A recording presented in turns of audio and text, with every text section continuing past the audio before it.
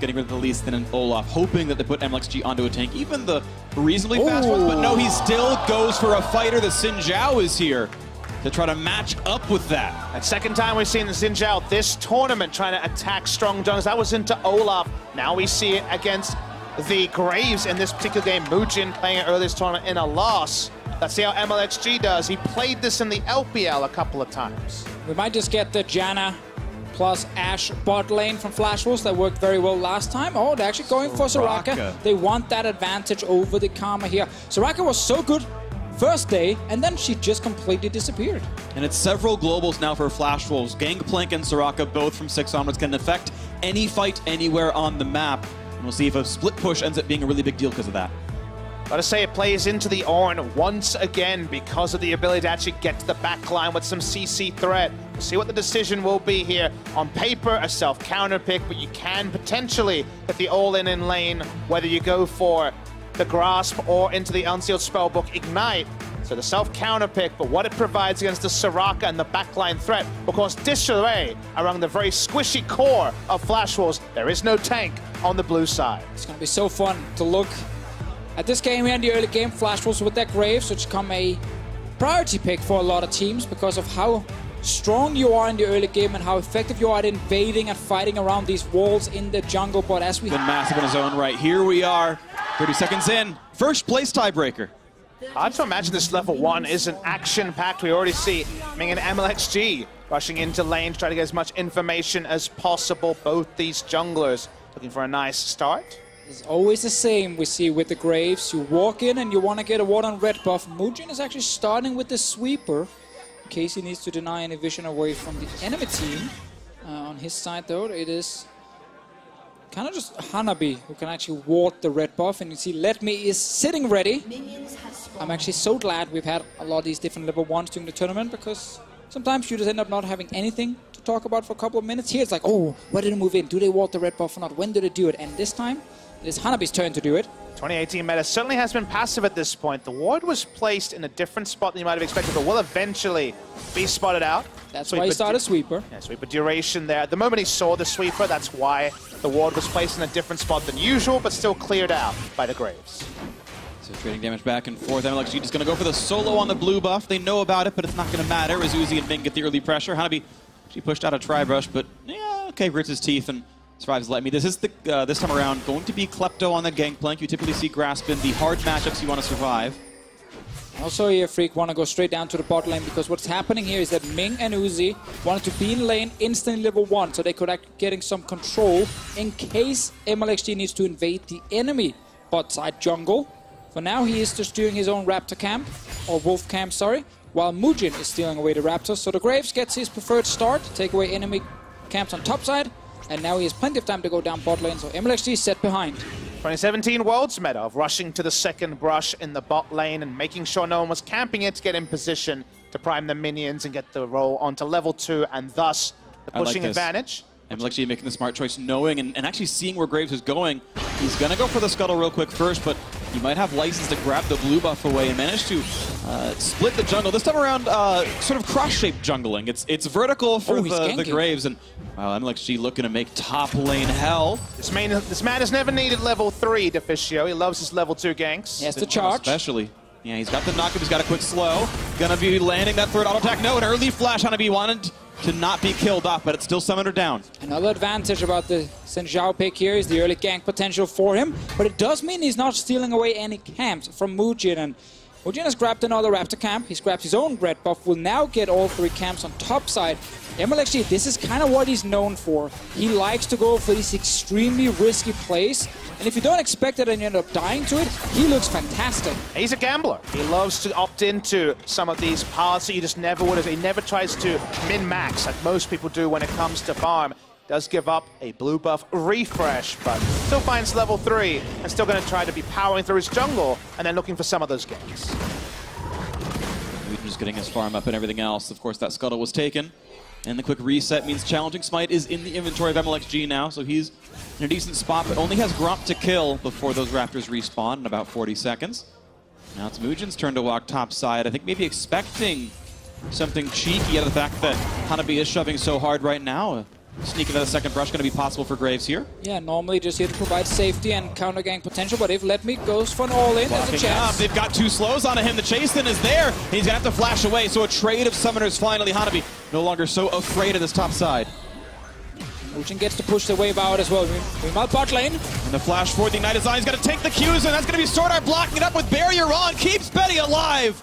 Good clutch play out of the Soraka. Yeah, you got to think so fast here, Sword Art. Okay, they're going for the all-in, block all the different skill Speaking shots. of all-ins, Let Me's going to have to work this one. A huge knockup. He's all in for this one, and now that's going to be pushed away. Now a double slow onto the bot side. Betty is quite low, and they don't find the turret aggro. A double kill on the bot side. Mlxg after Uzi gets one. execution on top side so difficult because Graves can't do damage reliably if Let Me stands behind this turret, as the nature of those Graves AoE auto attacks. In the bot side though, Xin Zhao is easy to execute. They get the double kill, they get out. Huge lead for RNG. And we just talked about Mlxg's playstyle when behind is often just look for some of these plays here, look for some of these ganks. He looks to the bottom lane. There's no camp for him to take otherwise, except for the Crux, but he's fine. He doesn't need it because he can go for kills.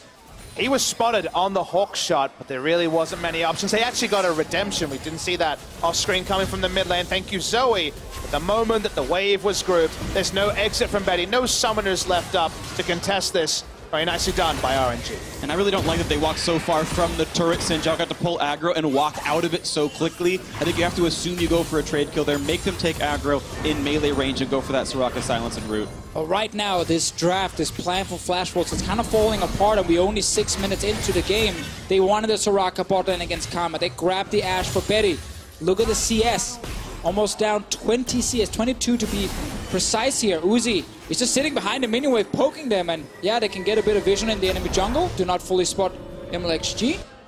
And why we have to focus on that, Deficio, is consider the first round of the draft. They blind pick both solo laners and their jungler to allow an entire bot lane to be selected after 4 champions were locked in by RNG. And then that lane is getting dominated.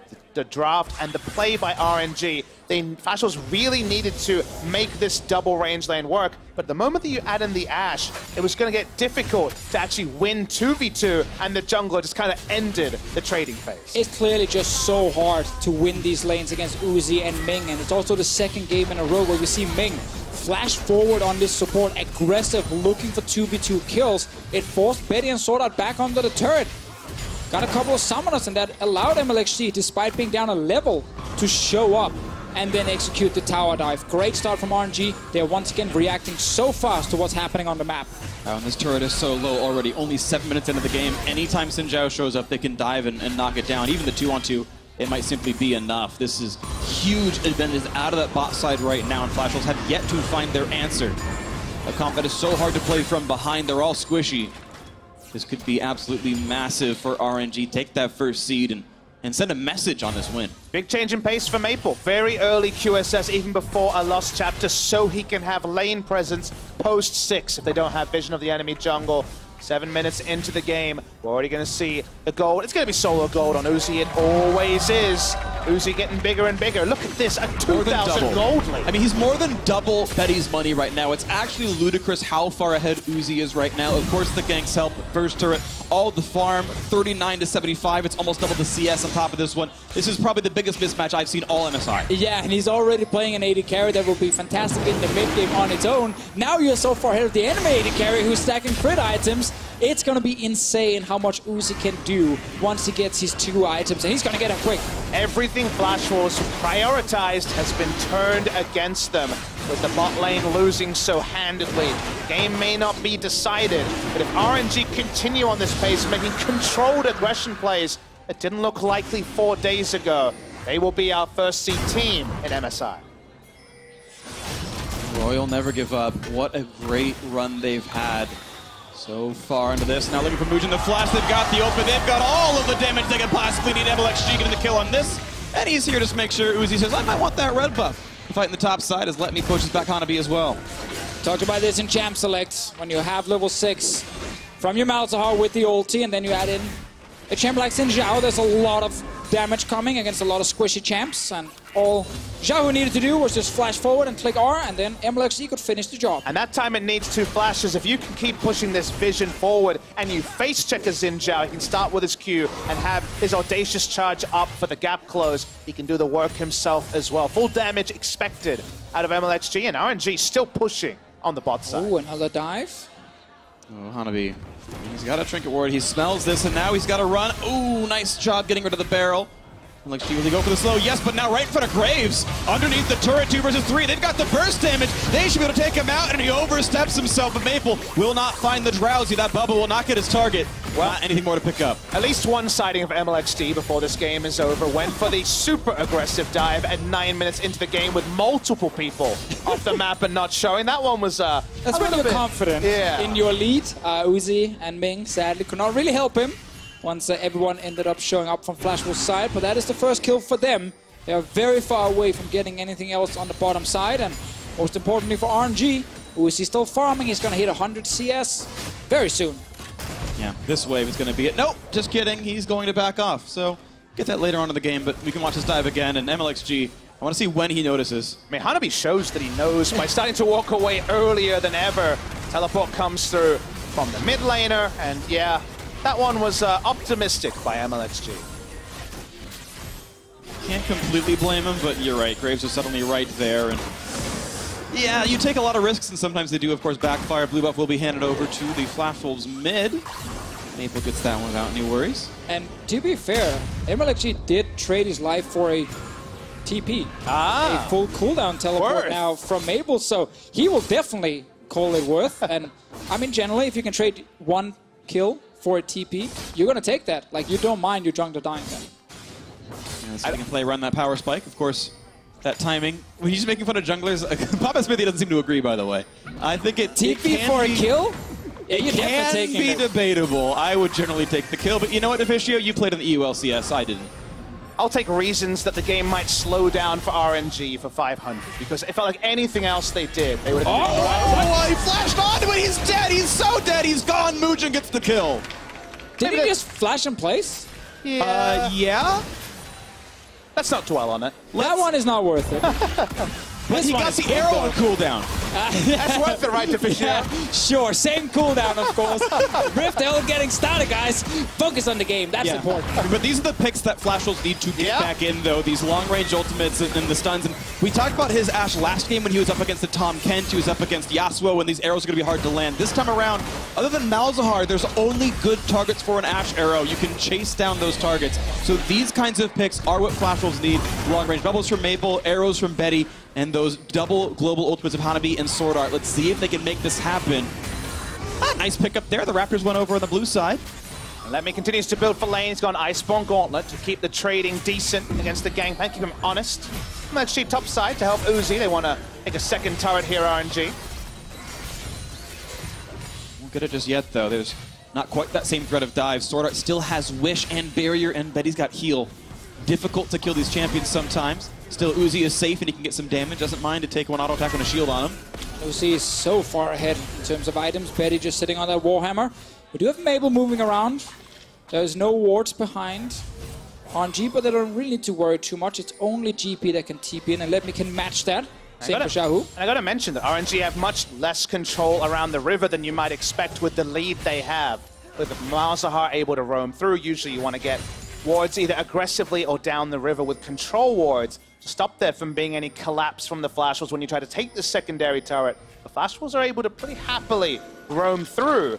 That means that RNG's push is a bit slower. All right, let's see. Betty's arrows are so good that it forces you to flash in place. The mind games to Officio. He's smart.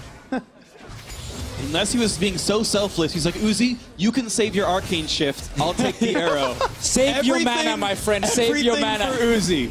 That's my story. I'm sticking to it. I wish more players would flash on arrows for me. The Officio, we should do it sometime. Oh, I would never flash that for you. Okay. I would start flaming you the moment you get hit. I thought the NA versus EU banter would be in the next game. We're just giving a bit of a preview Starting it early. All right, this is still, of course, a very good game. 3,000 gold does put World Never Go up ahead, and they are looking to keep this push going against such a hard comp to play from behind for FlashWolves. Most of these dives can work out, and these picks can work great. Yeah, well, we've seen two good picks now for FlashWolves, one on Mlxg and one on Ming. Uzi is still just farming, and same for Zhao. Like, their CS numbers are fantastic right now, so we're still kind of just waiting for RNG to make the next play around the bot lane. I think Uzi's just getting a little bit annoyed that everyone is dying around him. Let me might die here. Ah, he's fine. And he's going to be able to walk away with that. Not enough crowd control here for the team. Infernal Drake spawning in 5 seconds, and you have to expect Royal Never Give Up wants that. They've kept their dual lane top side, though. Typically, you see them come down to the other side of the map. They're going to be prioritizing the turret over that neutral right now, and they will claim that prize. I do know that Uzi's build path is like praise when it comes to his double tier. Ezra is going for the Trinity Force as his second item. FlashWolves have no frontliners, and usually Iceborne gauntlets to kite tanks and to open space from your enemies. Uzi's going to be using his Arcane Shift aggressively, and the Trinity Force damage will help it out. Let's see if FlashWolves can do something bot side while Uzi still sitting top. It is difficult because he brings TP, as we've seen so often from Ezra here, so he can just constantly move around the map. Mlxg, he wants to fight. 2v1 on a Hanabi. He's going to try to find some way out of this one. He's not going to dodge the knockup. It was a predict on the flash, and he held it. So he's able to actually walk away, and now Soraka is here. Mlxg pops the ult to get away, and now Zhao who's here. He's going to find Sword Art. That could be easy to kill, but first they're going for the front line. And can they get the burst? Uzi's here. Not just yet. Uzi joins in from the backside. There's one kill picked up, but a drowsy champion could be a kill. They can't find the autos, though, as 2 kills now picked up, and Hanabi has nowhere to escape to. This gangplank is certain to die. Into the depths you go, getting revenge for everything he tried to gank earlier on. Buying a lot of time, finally does go down. Uzi making that one happen. 6-2 now on the scoreboard. Nothing lost by RNG. Yeah, no risk from RNG. They can walk up as Maple tries to make an escape here very easily because Uzi has the teleport. They'll always outnumber, and all Ash is getting is a bit of free time farming on the top side of the map. Well, that happened. Betty was sitting top lane, but he doesn't even get to fully push in the wave before he needs to recall, knowing that Let Me can just show up towards the lane. So RNG, they started the fight with Mlxg's gank, and they react instantly, and never feels good to have to place your Rift Herald all the way in your own base. I mean, all the big tools from FlashWolves are being used reactively. We haven't seen a turret dive with a cannon barrage. We're seeing the Rift Herald summoned as shallow as possible. So they're not able to impact the movement of RNG like they were able to King Zone. That means the gold lead just grows, and sadly, even with free time, the Ashe is 50 CS behind the Ezreal. Difficulties abound for FlashWolves. They get a bit of turret damage because they were able to stay topside and grab the Rift Herald. But World Never Go Up is just a story of this team who has catapulted their way upwards in the standings by the back half of the group stage and are poised to look like that #1 team.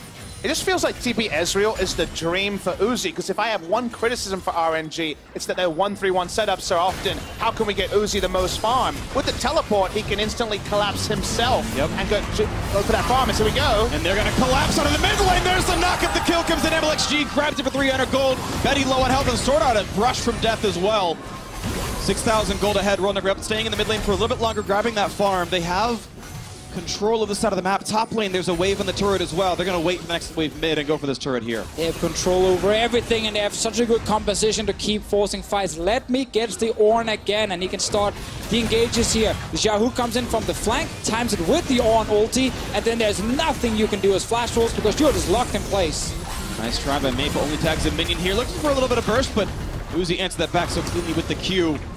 World Never Go Up, just getting more and more of this map. 7,000 now their lead. And they have played not only around Uzi, but everyone else. Mlxg, they thought they could push him down on his champions, grab the Graves, ban the other aggressive ones, and he says, no, I'll take Xin Zhao. And has had a pretty damn good game. The ganks have come through. KP of 5.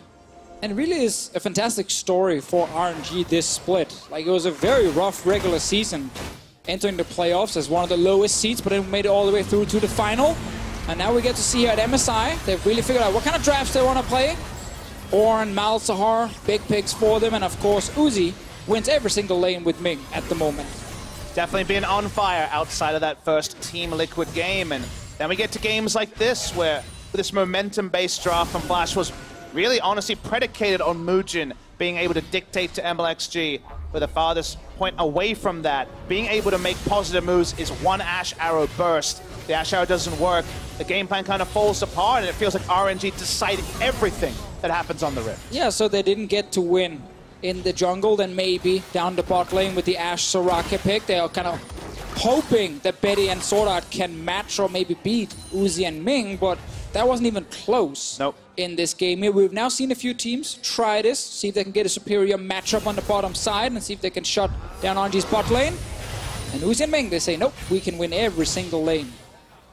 They don't quite stop that Graves recall. Mujin gets back and building toward a couple of defensive spots, but it's a garage sale build for him. Just pieces of equipment.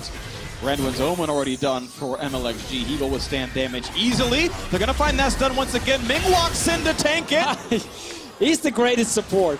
Uzi could have flashed it, but Ming decides to die. This time we can't deny he was actually cleaning up after his 80 carries mess. Is Uzi not going to use his flash defensively in this game, it seems? Oh, actually, Uzi was he was asleep during it. From what I could see, I Mabel missed that. Okay. had landed a bubble onto him. To be fair, he was hiding in the brush, so it was kind of unnoticeable. Let's see bot lane. Meanwhile, hiding in the brush isn't going to matter for Hanabi. That's going to be a quick 3v1 kill. Xiao who gets the kill credit, and a bit of help from the rest of the team as well. Looks like Ezreal gave some attack speed, so Uzi gets kill participation. Only good news story is there's no objectives for RNG to pick up on the bot side, so it's only going to be a kill and backing away. Ashe continues to be a side lane threat, already a disaster when it comes to what they wanted to do with this drop. As he piles on the numbers, he's always ahead of the clock, but sometimes he gets to marks that really make you turn your head. A lot of people, of course, looking towards the playoffs. Always highlight Kingzone and the Korean teams in a best of 5, but this RNG team here are really showing different kind of drafts, a lot of different picks from each player. And they're showing that all of them are actually performing at a very, very high level. So if they can lock down this game, of course, be their first seed. See with this replay from before, Uzi gets hit, I believe, by the bubble. Actually, he might just step into it then. And jumps back. Oh, just the very, very last second really, there. Yeah, and he just stands in front. And he says, okay, I will die for your mistake. That was Uzi misclicking his arcane shift and taking the drowsy. And Ming loses the KDA for it. True support. Pour one out for Ming. But now he's back in action. He's got Ardent Sensor, not even upgrading his boots, but he's here to play Vision Control for Baron. Already being attacked, actually. Another true support rushing that Ardent Sensor. Let's see if RNG can set up around Baron. 21 minutes in. Last game, they looked very good around the big objectives. Uzi, as we highlighted earlier, not only is he winning lane, he's also on Ezreal, who spikes so hard on these two items. He can do whatever he wants. And Mlxg is so far ahead, and they feel like they're so far ahead that he's going for initiating build. He's going for the Audacious charge into the Randuins. He already has Randuins this early into the game, so snowball tankiness rather than the snowball damage we usually respect. Oh, they're not doing anything. There we go. Suppressed, QSS on, gets silenced again though, and the flash to chase forward, the slows are in. Nothing Sword Art could do in time. Great kill picked up. Good vision control. Papa Smithy, they will grab a top lane turret. Easily. No map controls. Uzi does have the QSS now. He's turning. Does it immediately. They've got a lot of crowd control. Mujin not quite knocked up range and buys some time. Uzi in the front line, but he gets attacked for it. Then a half HP has to run away, also with the cannon barrage. Turret's going to fall though, but this could still be a precarious dive. Not a lot of places to go. Still pushing the top side of RNG. Uzi a bit too ready to go when it comes to the front lining on the Ezreal, but backs away, and RNG bringing a huge minion wave. Shield is on to Uzi. They're going for a lot of damage here onto this turret. Then a half right now. Hanabi forced to kite back. Looking for volley, looking for damage. Betty's still going to stay up, but the turret is gone. And RNG with the Mantra Inspire Shield going to run right back out. All right, they get that turret here. Baron was not touched during this fight, but the vision around it was important to create the first pick onto Mabel, which then set up another fight around that mid lane with Uzi. All of RNG can go back, full reset, get all your control wards once again, and then go to Baron. I think FlashWolves' only hope is to steal the Baron and secure a big win in a team fight around it. While we had a Baron stealing day yesterday, seems very far away from that today, as RNG are one of the teams that have shown very much improved setups around the big purple worm. Items here still really smart, and a couple QSSs to go with a 9,000 gold disadvantage on the side of FlashWolves. See what the pickup is on the back here from Uzi. Might just be the entire Archangel staff. A lot of money in his inventory. I mean, right now he has over 11,000 gold in total, and Betty is just hitting 7,000. Yep. Yeah, it's ludicrous. And again, the Ashe Soraka was picked after the lane here, so it was certainly picked for a win, and it's the farthest from it.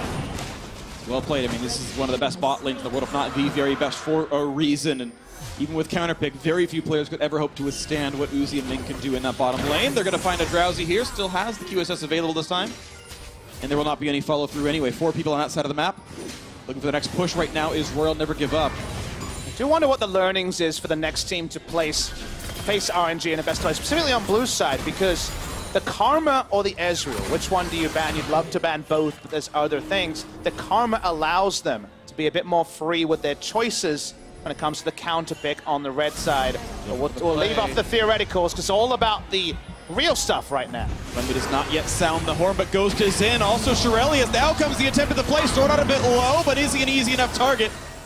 Redemption buys enough time, out they go. A couple ults down. A very important disengage from FlashWolves. Great smoke screen coming in from Mujin. We actually stopped Xiaohu from flashing forward and just holding on to someone like Sword Art. That now means FlashWolves buy a little bit extra time for themselves, but RNG are still in full control. Mlxg looking for more. You kind of just need to see Xiaohu flash forward with that ult. There's actually that ward sitting alive inside that pit as well. Now it's kills, so now it's darkness here. RNG starting up the Baron.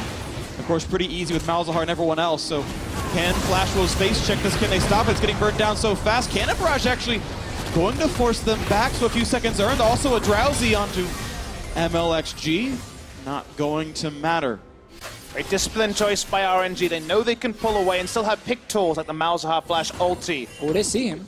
Oh, doesn't quite get that angle though, and it spits out of the wall. The wind lane wave is cleared, so it's a bit more time that FlashWolves can buy for themselves. Makes Uzi sit back and clear the wave.